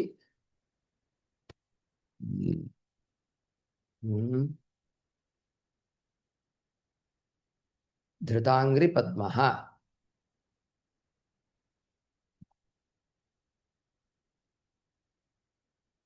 ಸಭವತಿ ಭಾಗವತ ಪ್ರಧಾನ ಉಕ್ತಃ. ಏನು ಹೇಳ್ತಾ ಇದ್ದಾರೆ, ಇನ್ನೊಂದು ಲಕ್ಷಣ ಹೇಳ್ತಾರೆ ನೋಡಿ. ಆ ಗುರುಗಳು ಹೇಗಿರ್ತಾರಪ್ಪ ಅಂದರೆ, ಅವರು ಅವಶಾಭಿಹಿತ ಅಪಿ ಅಘೌಗನಾಶಃ. ಇವಾಗ ಅವರು ಹೆಂಗಿರ್ತಾರೆ ಅಂತಂದ್ರೆ, ಈ ಪರಮಾತ್ಮ ಅವನನ್ನು ಭಕ್ತಿಯಿಂದ ಸ್ಮರಣೆ ಮಾಡಿದ್ರೆ ಸಾಕು, ಅವನು ಪಾಪವನ್ನು ಪರಿಹಾರ ಮಾಡ್ತಾನೆ. ಅಘೌಗ ಅಂತಂದ್ರೆ, ಅಘ ಅಂದ್ರೆ ಪಾಪ, ಓಘ ಅಂದ್ರೆ ಸಮೂಹ, ಅಘೌಗ ಅಂದ್ರೆ ಪಾಪಗಳ ಸಮೂಹ, ಅದನ್ನ ನಾಶ ಮಾಡ್ತಾನೆ. ಯಾರು? ಪರಮಾತ್ಮ. ಹೇಗೆ? ಅವನ ನಾಮಸ್ಮರಣೆ ಮಾಡಿದ್ರೆ ಸಾಕು. ಏನರ್ಥ ಬರುತ್ತಿಲ್ಲಿ? ಅವಶಾಭಿಹಿತ ಅಂದ್ರೆ, ಅವಶ ಅಂದ್ರೆ ತನ್ನ ವಶದಲ್ಲಿ ಇಲ್ದೇನೆ ಪ್ರಯತ್ನಪೂರ್ವಕವಾಗಿ ನಾಮಸ್ಮರಣೆ ಮಾಡೋದಲ್ಲ, ಅಪ್ರಯತ್ನಪೂರ್ವಕವಾಗಿ ನಾಮಸ್ಮರಣೆ ಮಾಡೋದು. ಅಂದ್ರೆ ಆ ಬಿಂಬೋಪಾಸಕ ಗುರುಗಳು ಎಷ್ಟಪ್ಪ ಸಾಧನೆ ಮಾಡಿರ್ತಾರೆ ಅಂದ್ರೆ, ಅವರು ಈಗೇನೋ ನಡ್ಕೊಂಡು ಹೋಗ್ತಾ ಇದ್ರಪ್ಪ, ಎಡುವುದಾಗ್ಲೂ ಕೂಡ ಪರಮಾತ್ಮ ಸ್ಮರಣೆ ಮಾಡ್ತಾರೆ. ಅಂದರೆ ಎಡುವುದು ಅದರಿಂದ ಅದು ಏನೋ ಇನ್ವಾಲೆಂಟ್ರಿ ಆಕ್ಷನ್ ಏನಿರುತ್ತೆ, ಏನೋ ಕಾಲು ಹಿಂದೆ ತಕ್ಕೊಳ್ಳೋದು, ಮುಳ್ಳು ಚುಚ್ಚಿತು ಕಾಲು ಹಿಂದೆ ತಕ್ಕೊಳ್ಳೋದು, ಅದೆಲ್ಲ ಇನ್ವಾಲೆಂಟ್ರಿ. ಆ ಇನ್ವಾಲೆಂಟ್ರಿ ಆಕ್ಷನ್ನಲ್ಲೂ ಪರಮಾತ್ಮನ ಸ್ಮರಣೆ ಮಾಡ್ತಾರೆ ಅವರು. ನಾವು ಏನೋ ಅಪಘಾತ ಆಯಿತು ಅಯ್ಯೋ ಅಂತ ಕೂಗ್ತೀವಿ, ಅವ್ರು ಹಂಗೆ ಕೂಗಲ್ಲ. ಅಯ್ಯೋ ಅನ್ನೋದು ಇನ್ವಾಲೆಂಟ್ರಿ ಆಕ್ಷನ್, ತಕ್ಷಣ ಬರುತ್ತೆ ನಮ್ದ್ರಲ್ಲಿ. ಅವ್ರು ಹಂಗಲ್ಲ, ಅವ್ರಿಗೆ ಇನ್ವಾಲೆಂಟ್ರಿ ಆಕ್ಷನ್ನಲ್ಲಿ ನಾರಾಯಣ ಅಂತ ಕೂಗ್ತಾರೆ ಅವರು. ಹರಿ ಅಂತ ಕೂಗ್ತಾರೆ. ಅಂದರೆ ಅಷ್ಟು ಅವರಲ್ಲಿ ಆ ಪರಮಾತ್ಮನ ಮೇಲೆ ಪ್ರೀತಿ ಎಷ್ಟಿರತ್ತಪ್ಪ ಅಂತಂದರೆ, ಅವಶದಿಂದಲೂ ಸ್ಖಲನಾದಿಗಳಿಂದ, ಸ್ಖಲನ ಅಂದರೆ ಬೀಳೋದು ಅಥವಾ ಇನ್ನೇನೋ ಏಟಾಗೋದು, ಎಂತಹ ಸಮಯದಲ್ಲೂ ಕೂಡ ಅವರು ಪರಮಾತ್ಮನ ನಾಮಸ್ಮರಣೆಯನ್ನು ಮಾಡ್ತಾರೆ. ಆ ಪರಮಾತ್ಮನ ನಾಮಸ್ಮರಣೆಯಿಂದ ಅಘೌಘನಾಶ, ಅನೇಕ ಪಾಪಗಳೆಲ್ಲ ನಾಶ ಆಗತ್ತೆ. ಅವಾಗ ಪರಮಾತ್ಮ ಅವನು ಸಾಕ್ಷಾತ್ ಹರಿಹಿ ಅಂತಿದೆ ಶ್ಲೋಕದಲ್ಲಿ. ಸಾಕ್ಷಾತ್ ಅಂದ್ರೇನು? ಸಾಕ್ಷಾತ್ ಅಂತಂದ್ರೆ ನೇರವಾಗಿ ಅಂತ ಅರ್ಥ ಅಲ್ಲ. ಸಾಕ್ಷಾತ್ ಅಂದ್ರೆ ಶಬ್ದಕ್ಕೆ ಮುಖ್ಯವಾದ ಅರ್ಥ ಅಂತ ಅರ್ಥ. ಸಾಕ್ಷಾತ್ ಅಂದ್ರೆ ಒಂದು ಶಬ್ದ ಇದೆ, ಆ ಶಬ್ದಕ್ಕೆ ಮುಖ್ಯವಾದ ಅರ್ಥ ಅಂತ ಅರ್ಥ. ಈ ಉದಾಹರಣೆಗೆ ಹರಿಶಬ್ದ ಇದೆಯಪ್ಪ. ಹರಿಶಬ್ದಕ್ಕೆ ಅನೇಕ ಅರ್ಥ ಇದೆ. ಹರಿಶಬ್ದಕ್ಕೆ ಕೋತಿ ಅಂತ ಅರ್ಥ ಇದೆ, ಇಂದ್ರ ಅಂತ ಅರ್ಥ ಇದೆ, ಸಿಂಹ ಅಂತ ಅರ್ಥ ಇದೆ, ಕಿರಣ ಅಂತ ಅರ್ಥ ಇದೆ. ಆದರೆ ಮುಖ್ಯವಾದ ಒಂದು ಅರ್ಥ ಏನು ಗೊತ್ತಾ? ಹರತಿ ಪಾಪಾನ್, ಪಾಪಗಳನ್ನು ಪರಿಹಾರ ಮಾಡುವವನು ಪರಮಾತ್ಮ. ಅದರಿಂದ ಹರಿಶಬ್ದಕ್ಕೆ ಭಗವಂತ ನಾರಾಯಣ ಅಂತ ಮುಖ್ಯವಾದ ಅರ್ಥ. ಆ ಮುಖ್ಯವಾದ ಅರ್ಥವುಳ್ಳ ಆ ಶಬ್ದದ ಒಂದು ಅಭಿಧಾನದಿಂದ ಹೇಳೋದ್ರಿಂದ ಪರಮಾತ್ಮ ಏನು ಮಾಡ್ತಾನೆ? ಆ ಭಕ್ತಿಯಿಂದ ಪಾಪಗಳನ್ನು ಪರಿಹಾರ ಮಾಡ್ತಾನೆ. ಆಮೇಲೆ ಏನು ಮಾಡ್ತಾನೆ ಗೊತ್ತಾ ಅವನು? ಆ ನಿಯತ ಗುರುಗಳು ಅಂತ ಇರ್ತಾರಲ್ಲ, ಅವ್ರು ಎಷ್ಟು ಸಾಧನೆ ಮಾಡಿರ್ತಾರ ಅಂದರೆ, ಪ್ರಣಯ ರಶನಯ ಧೃತಾಂಘ್ರಿ ಪದ್ಮ ಯಸ್ಯ ಹೃದಯಂ ನ ವಿಸೃಜತಿ. ಅವರು ಎಷ್ಟು ಭಕ್ತನಾಗಿರ್ತಾನೆ ಅವನು ಅಂತಂದರೆ, ಅವನು ಪರಮಾತ್ಮನನ್ನು ಇಷ್ಟು ನೆನೆಸ್ಕೊಳ್ತಾ ಇರ್ತಾನೆ. ಅವನು ಪರಮಾತ್ಮ ಇವರ ಭಕ್ತಿಯ ಒಂದು ಹಗ್ಗದಿಂದ ಕಾಲಿಗೆ ಅವರು ಕಟ್ಟಿಬಿಟ್ಟಿರ್ತಾರಂತೆ ಭಕ್ತರು. ಅವರ ಹೃದಯದಲ್ಲಿ ಯಾವಾಗಲೂ ನೆಲೆಸ್ಬಿಟ್ಟಿರ್ತಾನಂತೆ. ಹೃದಯ ಅಂದರೆ ಮನಸ್ಸು. ಆ ಮನಸ್ಸಿನಲ್ಲಿ ಪರಮಾತ್ಮ ಯಾವಾಗಲೂ ನೆಲೆಸಿರ್ತಾನೆ. ಅಂದರೆ ಮನಸ್ಸಿಂದ ಬಿಟ್ಟು ಹೋಗಲ್ಲ ಅಂತ ಅರ್ಥ. ಯಾಕೆ? ಪ್ರಣಯ ರಶನಯ. ರಶನ ಅಂದರೆ ಹಗ್ಗ, ಪ್ರಣಯ ಅಂದರೆ ಪ್ರೀತಿ, ಭಕ್ತಿ. ಆ ಭಕ್ತಿ ಎಂಬ ಹಗ್ಗದಿಂದ ಕಟ್ಟಲ್ಪಟ್ಟ ಕಾಲುಳ್ಳವನು ಪರಮಾತ್ಮ. ಅವರಲ್ಲಿ ಅವರ ಮನಸ್ಸಿಂದ ಬಿಟ್ಟೇ ಹೋಗೋದಿಲ್ಲ. ಯಾರೋ ಅವರು ಭಾಗವತ ಪ್ರಧಾನ ಮುಕ್ತ, ಅವರು ಭಾಗವತರಲ್ಲಿ ಶ್ರೇಷ್ಠರು. ಆ ವೈಷ್ಣವಾಗ್ರ್ಯರು ಯಾರು ಅಂತ ನಿಮಿರಾಜನ ಪ್ರಶ್ನೆ. ಹೇಗಪ್ಪ ತಿಳ್ಕೊಳ್ಬೇಕು? ಭಕ್ತರಲ್ಲಿ ಶ್ರೇಷ್ಠರು ಯಾರು ಅಂತ ಹೇಗೆ ತಿಳ್ಕೊಳ್ಬೇಕು ಅಂತ ಕೇಳಿದ್ದಕ್ಕೆ 2 ಶ್ಲೋಕದಲ್ಲಿ ಉತ್ತರ ಕೊಟ್ಟಿದ್ದಾರೆ.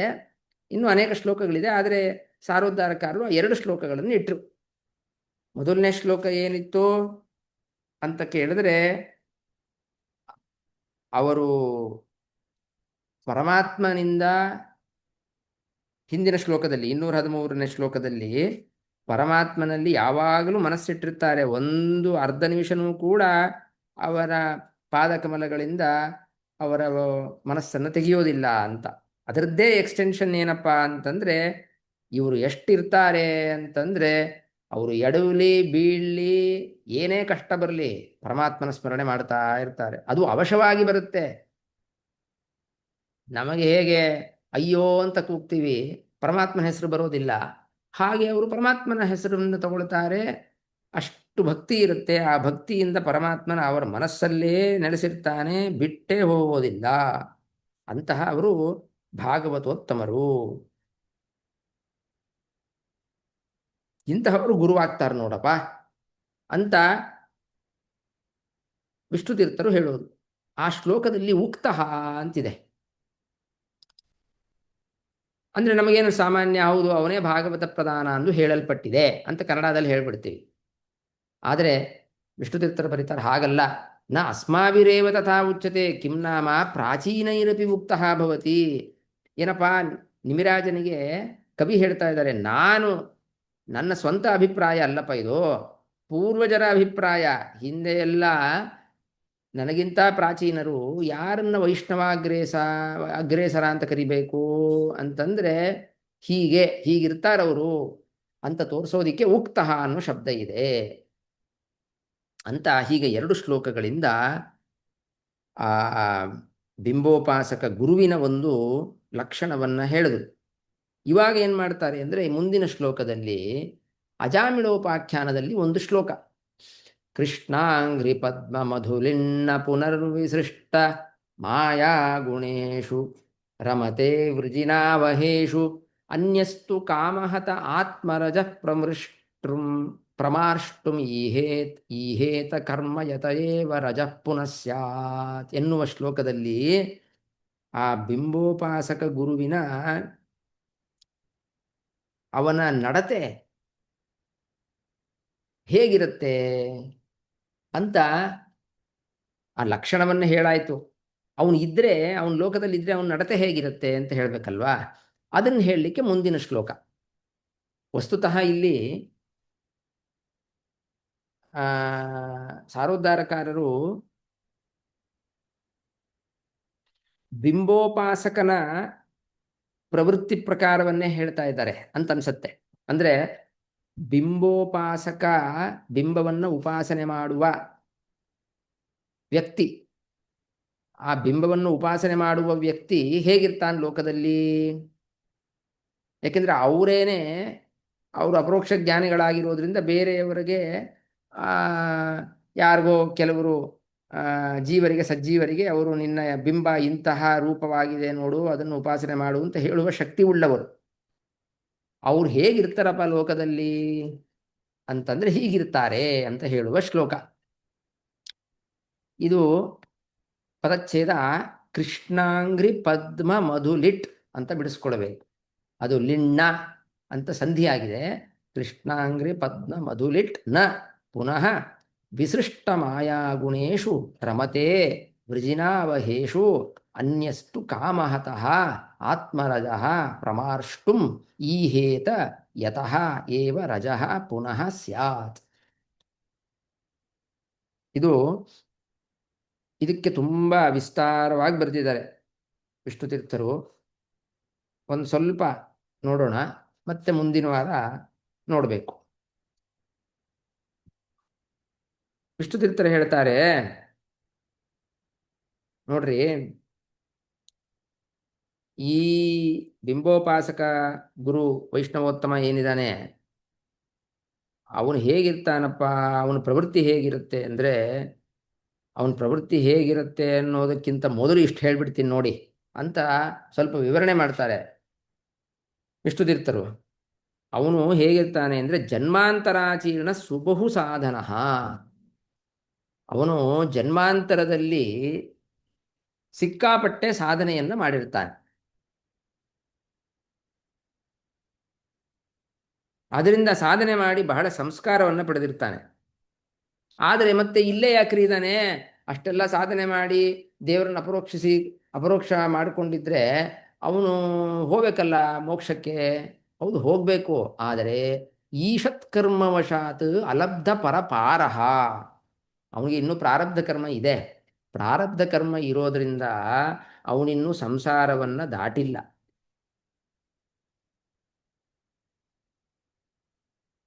ಅಲಬ್ಧ ಅಂದರೆ ಇನ್ನೂ ಹೊಂದಿಲ್ಲ. ಪಾರ ಅಂತಂದರೆ ಆಚೆ ದಡ, ಸಂಸಾರವೆಂಬ ಸಮುದ್ರದ ಆಚೆ ದಡವನ್ನು ಇನ್ನೂ ಅವನು ತಲುಪಿಲ್ಲ. ಯಾಕೆ? ಸ್ವಲ್ಪ ಇನ್ನೂ ಕರ್ಮ ಇದೆ. ಸರಿ, ಏನು ಮಾಡ್ತಾನವನು? ಅವನು ಪೂರ್ವ ಸಂಸ್ಕಾರ ವಶಾತ್ ತಮೇವ ಮಾರ್ಗಮಾಣ. ಅವನ ಸಂಸ್ಕಾರ ಹೇಗಿದೆಯಪ್ಪ ಅಂದರೆ, ಇಷ್ಟು ಜನ್ಮಗಳಲ್ಲಿ ಅವನಿಗೆ ಬೇರೆದು ಮೇಲೆ ರುಚಿನೇ ಇಲ್ಲ. ಅವನಿಗೆ ತಮೇವ ಮಾರ್ಗಮಾಣ, ಪರಮಾತ್ಮ, ಅವನ ಕಥೆ, ಅವನ ಮೇಲೆ ಮಹಿಮೆಯನ್ನು ತಿಳ್ಕೊಳ್ಬೇಕು.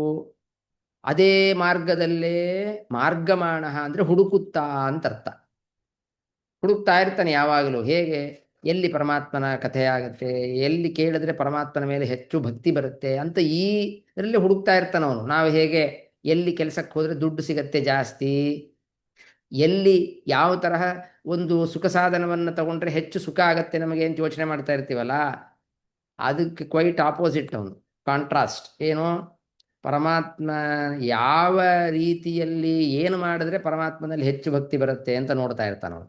ಸರಿ, ಅವನೇನು ಮಾಡ್ತಾನೆ, ಈಷತ್ ಸಂಗವಶಾತ್, ಎಲ್ಲೋ ಒಂದು ಸ್ವಲ್ಪ ಸಜ್ಜನರ ಸಂಘ ಆಯ್ತಾ, ಅಲ್ಲಿ ಕಿಂಚಿತ್ ಶ್ರವಣಾಧಿಕಂ ನಿಮಿತ್ತೀಕೃತ್ಯ ಲಬ್ಧ ಮನೋರಥಃ, ಏನೋ ಸಜ್ಜನರು ಯಾರೋ ಸಿಕ್ಕಿದ್ರು, ಅವ್ರ ಹತ್ರ ಇರ್ತಾನೆ. ಅವ್ರು ಏನೋ ಸ್ವಲ್ಪ ಕಥೆ ಹೇಳ್ತಾ ಇದ್ರು, ಪರಮಾತ್ಮನ ಕಥೆ ಅಥವಾ ಏನೋ ಅವನ ಮಹಿಮೆಯನ್ನು ಹೇಳ್ತಾ ಇದ್ರು. ಅದನ್ನು ಕೇಳಿಬಿಟ್ಟು ಲಬ್ಧ ಮನೋರಥಃ, ಆಯ್ತಪ್ಪ ನನಗಿವತ್ತು ಭಾರಿ ಸಂತೋಷ ಆಯ್ತು ನೋಡ್ರಪ್ಪ, ಹುಡುಕ್ತಾ ಇದ್ದೆ ಎಲ್ಲಿ ಏನಾರು ಸಿಗತ್ತಾ ಪರಮಾತ್ಮಂದು ಕಥೆ ಅಂತ. ಹೀಗೆ ಹೋಗ್ತಾ ಇದ್ದೆ, ಯಾರೋ ಸಜ್ಜನರು ಸಿಕ್ಕಿದ್ರು, ಅವ್ರ ಜೊತೆ ಇದ್ದೆ, ಅವ್ರೊಂದು ಎರಡು ವಿಷಯ ಹೇಳಿದ್ರು, ಇವತ್ತು ಭಾರಿ ಸಂತೋಷ ಆಯಿತು ಅಂತ ಸಂತೋಷ ಪಡುವವನು ಅವನು. ಅಲ್ಲ, ಮತ್ತೆ ಬೇರೆ ಒಳ್ಳೆ ಮನೆ ಬೇಕು ಎಲ್ಲೋ ಹಿಂಗೆ ತಿರುಗ್ತಾ ಇದ್ರೆ ಸಜ್ಜನನ್ನು ಹುಡ್ಕೊಂಡು ಸುಖವಾಗಿ ಹೇಗ್ರಿ ಇರೋದು ಸಂಸಾರದಲ್ಲಿ. ಅನ್ಯತ್ ಅಗಣಯನ್, ಅವನು ಬೇರೆದನ್ನು ಲೆಕ್ಸೋದೇ ಇಲ್ಲ, ಅವನ ಗೋಲೇನೇ ಅದು. ಯಾರು ಈ ಬಿಂಬೋಪಾಸಕ ಗುರು ಇರ್ತಾನಲ್ಲ, ಅಥವಾ ಹತ್ರತ್ರ ಬಂದಿರೋರು, ಹತ್ರತ್ರ ಅಂದರೆ ಅಷ್ಟು ಸಾಧನೆಗಳನ್ನು ಮಾಡ್ಕೊಂಡಿರೋರು ಹೇಗಿರ್ತಾರೆ, ಅವರು ಬೇರೆ ಲೆಕ್ಕನೇ ಇರೋದಿಲ್ಲ. ಶ್ರೀಹರಿ ಚರಣಗತ ಮನೋವೃತ್ತಿ, ಪರಮಾತ್ಮನ ಪಾದಕಮಲದಲ್ಲೇ ಇಟ್ಟ ಮನಸ್ಸು.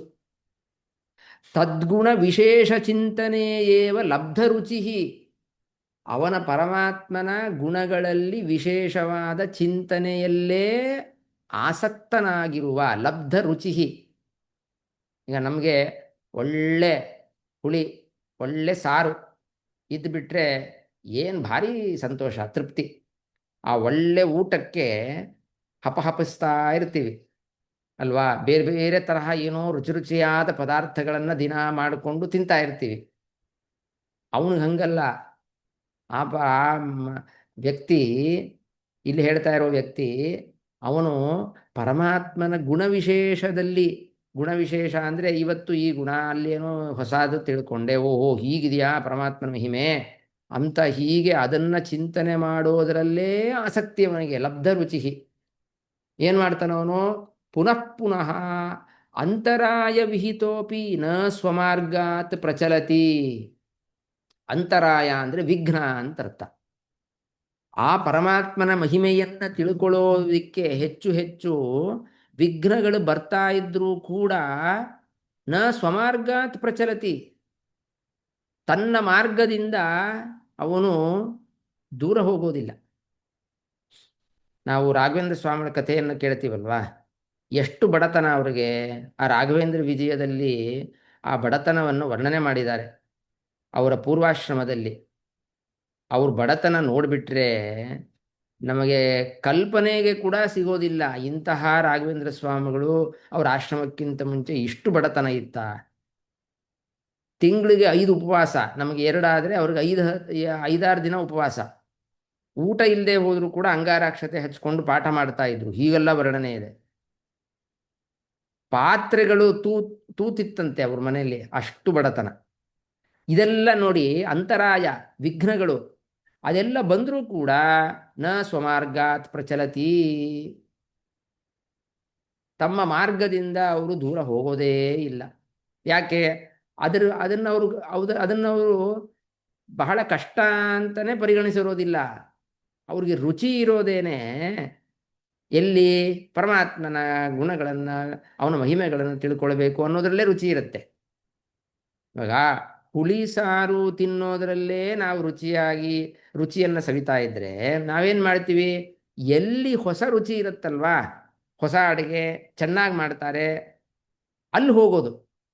ಎಷ್ಟೇ ಕಷ್ಟವಿಲ್ಲ, ಈಗ ನಾವೆಲ್ಲ ನೋಡ್ತೀವಲ್ಲ, ಜನ ಯಾವುದು ದರ್ಶಿನಿಗಳಿಗೆಲ್ಲ ಹೋಗ್ತಾರೆ, ಹಿಂಗೆ ಸುಮ್ಮನೆ ರೋಡಲ್ಲಿ ಹೋಗ್ತಾ ಇದ್ರೆ ಸಾಕು, ಸಾವಿರಾರು ಜನ ಎಲ್ಲ ಹೋಟೆಲು, ಆ ದರ್ಶಿನಿಗಳು ಅಲ್ಲೆಲ್ಲ ಹೊರಗಡೆ ನಿಂತ್ಕೊಂಡು ತಿಂತಾ ಇರ್ತಾರೆ.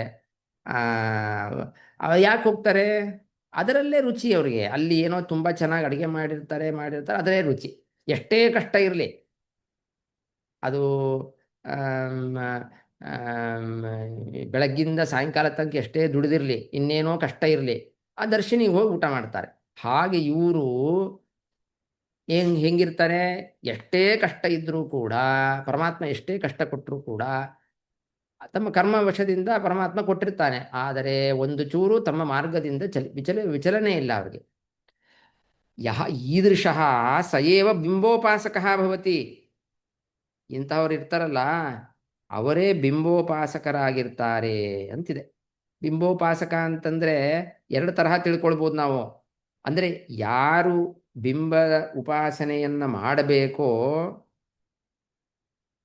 ಕೊನೆ ಹಂತದಲ್ಲಿ ಹೀಗಿರಬೇಕು, ಅಥವಾ ಬಿಂಬೋಪಾಸಕ ಗುರು ಅಂತೂ ಹೀಗಿದ್ದೇ ಇರ್ತಾನೆ. ಬಿಂಬೋಪಾಸನೆ ಮಾಡುವ ವ್ಯಕ್ತಿನೇ ಈ ಥರ ಇರಬೇಕು. ಅಂತಹವನಿಗೆ ಗುರುಗಳು ಬರ್ತಾರೆ. ಅವನಂತೂ ಅಪರೋಕ್ಷ ಜ್ಞಾನಿಯೇ ಆಗಿರ್ತಾನೆ. ಅವನು ಇದೆಲ್ಲ ಇಂತಹದ್ದೆಲ್ಲ ಆಚರಣೆ ಮಾಡ್ತಾನೆ ಇರ್ತಾನೆ. ಅಂತಹವನು ಏನಪ್ಪ ಸಚ ಅಸ್ಮಿನ್ ಜನ್ಮನಿ ಅಪಿ, ಅಂದರೆ ಈ ಜನ್ಮದಲ್ಲೂ ಕೂಡ ಅಂದ್ರೇನು, ಇಷ್ಟೆಲ್ಲ ಹೇಳಿದ್ದು ಹಿಂದಿನ ಜನ್ಮದಲ್ಲಿ ಅಷ್ಟೆಲ್ಲ ಸಂಸ್ಕಾರ ಇದೆ. ಈ ಜನ್ಮದಲ್ಲಿ ಏನು ಮಾಡ್ತಾನವನು, ಕೃಷ್ಣನ ಪಾದ ಪದ್ಮಗಳು ಅದೇನೇ ಅಲ್ಲಿ ಮಧುವತ್ ಗುಣಗ್ರಾಹಿ. ಒಂದು ದುಂಬಿ ಒಂದು ಕಮಲಕ್ಕೆ ಹೋಗಿ ಅಲ್ಲಿ ಅದರ ಒಂದು ರಸವನ್ನ ಆಸ್ವಾದನೆ ಮಾಡಿ, ಅಥವಾ ಒಂದು ಜೇನು ಅದೇನು ಮಾಡುತ್ತೆ, ಹೂವಲ್ಲಿ ಹೋಗಿ ಅಲ್ಲಿರುವ ರಸವನ್ನ ಸ್ವೀಕಾರ ಮಾಡಿ ಜೇನು ಕಟ್ಟತ್ತೆ. ಆ ಸ್ವೀಕಾರ ಮಾಡಬೇಕಾದ್ರೆ ಎಷ್ಟು ರಸ ಇದೆಯೋ ತನ್ನ ಬಾಯಲ್ಲಿ ಎಷ್ಟು ಹಿಡಿಸುತ್ತೋ ಅಷ್ಟೂ ಸ್ವೀಕಾರ ಮಾಡುತ್ತೆ. ಹಾಗೆ ಇವನು ಕೃಷ್ಣನ ಪಾದಕಮಲದಲ್ಲಿ ದುಂಬಿಯಂತೆ ಆಸಕ್ತನಾಗಿರ್ತಾನೆ.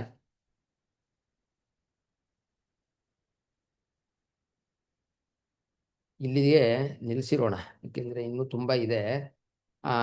ವಿಸ್ತಾರವಾಗಿ ಬರೆದಿದ್ದಾರೆ. ಇಷ್ಟೇ ಅಲ್ಲ, ಬರೆದು ಇದರ ಕಾಂಟ್ರಾಸ್ಟು ಕೊಡ್ತಾರೆ ವಿಷ್ಣು ತೀರ್ಥರು. ಅಂದರೆ ಇವರ ಲಕ್ಷಣ ಇದೆಲ್ಲ ನೋಡಿದ್ರೆ ಯಾರು ಅಂತ ಗೊತ್ತಾಗ್ಬಿಡುತ್ತೆ. ಅಷ್ಟೇ ಅಲ್ಲ, ಇವರಿಗೆ ವಿರುದ್ಧವಾಗಿ ಇರೋರು ಯಾರು ಅಂತಲೂ ವರ್ಣನೆ ಮಾಡ್ತಾರೆ. ಅದನ್ನು ಮತ್ತೆ ಇದು ಅರ್ಧಕ್ಕೆ ನಿಂತಿದೆ. ಮತ್ತು ಇಲ್ಲಿಂದ ಮುಂದಿನ ವಾರ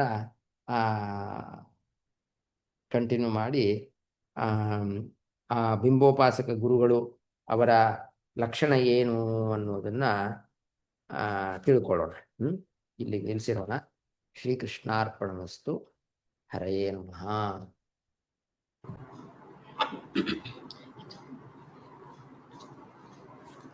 ಪ್ರಶ್ನೆಗಳಿದೆಯಾ ಏನಾರು?